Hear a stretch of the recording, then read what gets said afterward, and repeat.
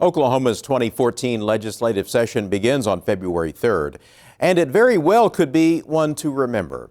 eCapital News Director Sean Ashley told me what to watch for at the Capitol.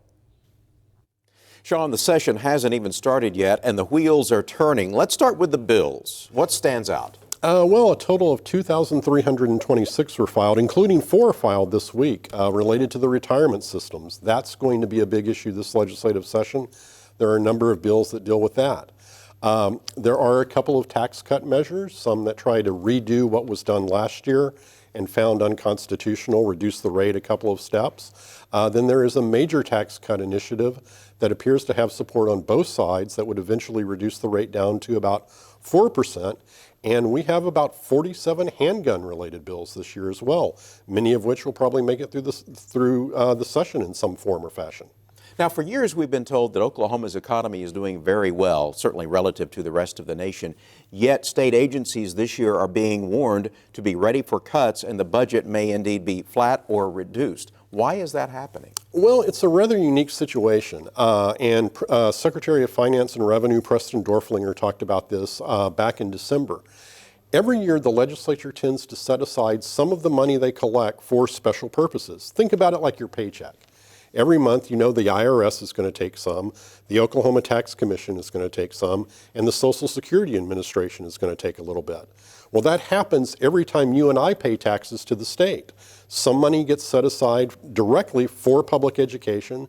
Some money gets set aside for roads, for higher education learning access program, and then the legislature gets to spend whatever's left over.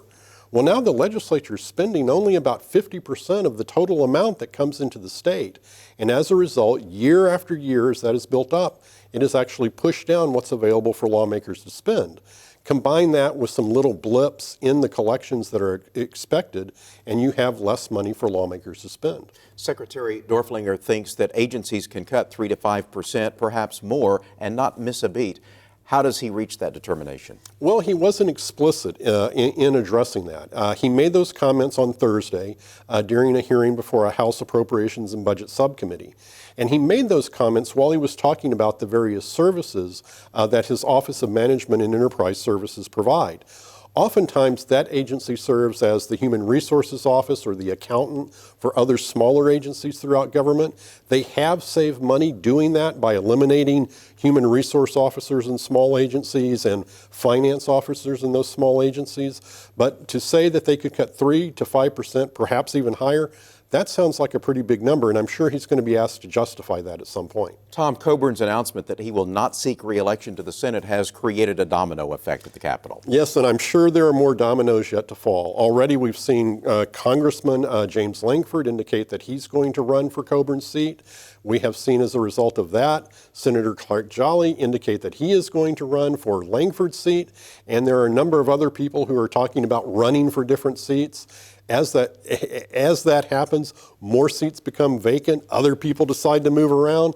It's like watching Tetris, and it's very, very fun. It's getting very interesting. Sean Ashley, News Director at eCapital, thank you. You're very welcome.